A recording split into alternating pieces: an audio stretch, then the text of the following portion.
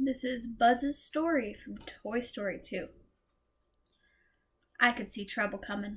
Andy was playing with me and Woody when rap, he tore Woody's arm right off.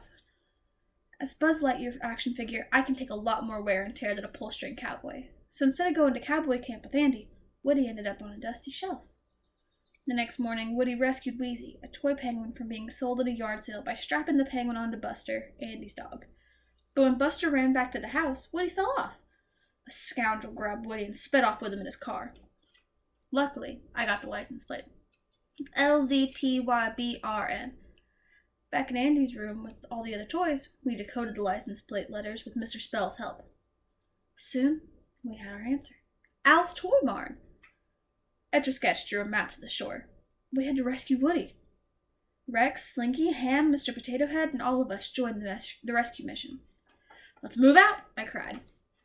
By early morning, we reached our destination, but four lanes of zooming traffic stood between us and the store.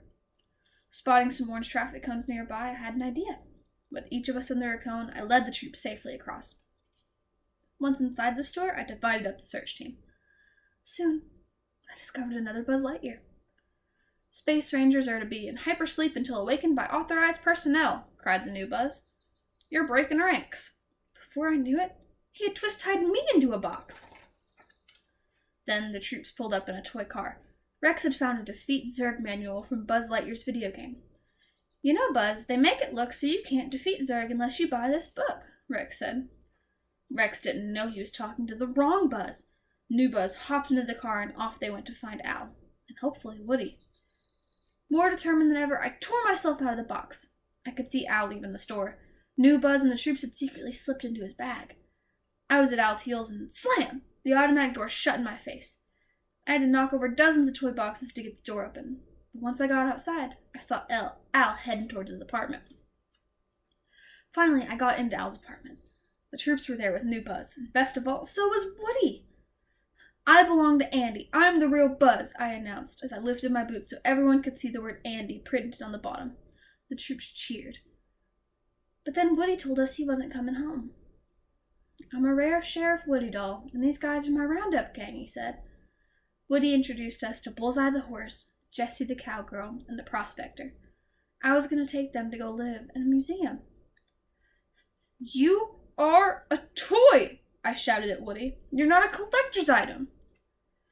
But Woody just shrugged it off as if he didn't care about being stuck in some museum. "Let's go," I told the troops. We headed for the air vent. I couldn't believe Woody wasn't coming home. But then I heard Woody call out, "Buzz!" He had changed his mind. Woody, Jessie, and Bullseye wanted to come with us, but the prospector locked the air vent. It was the only way to get out. He wanted them all to go to the museum. I had just broken open the vent when Al came in and packed Woody and the others in a green case. I called the troops, and we raced the vent towards the elevator shaft. At the shaft, we saw a dark figure with gleaming eyes. It was Zurg. He had followed us from the toy store. Zurg attacked. New Buzz began to fight. "Oh, I can't watch," Rex said, turning quickly. With a thwack, his tail knocked Zurg off the roof of the elevator. Rex had defeated Zurg! Inside the elevator, we saw the case with Al beside it. We formed a long chain with Slinky at the bottom. Stretching his coils far and wide, Slinky unlatched the case. But before he could grab Woody, the prospector yanked him out of reach. When the elevator stopped, Al stepped out. Before we knew it, he had driven away in his car. New Buzz stayed behind while the troops and I jumped into a Pizza Planet truck parked nearby. We manned the controls of the truck and followed Al to the airport. At the terminal, Al rushed through the crowds. The troops and I climbed into an empty pet carrier and chased after Al's bags. A conveyor belt took us to the luggage area. We split up and started looking.